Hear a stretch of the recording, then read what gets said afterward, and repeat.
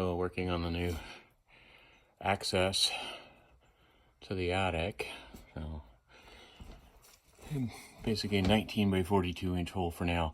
Maybe a little bit bigger when we get done, because I've got to get a ladder for it, and it's going to be one of those ones that basically comes down from the ceiling and folds up kind of thing. So an accordion ladder.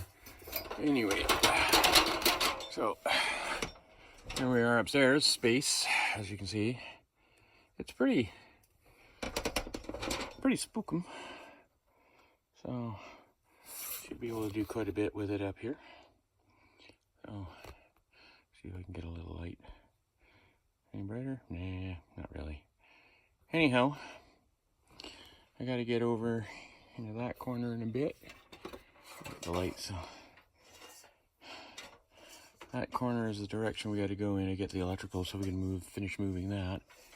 We're gonna put a couple of vents and a fan up in here, build some walls, insulate the ceiling and the roof, so we can do some storage up here.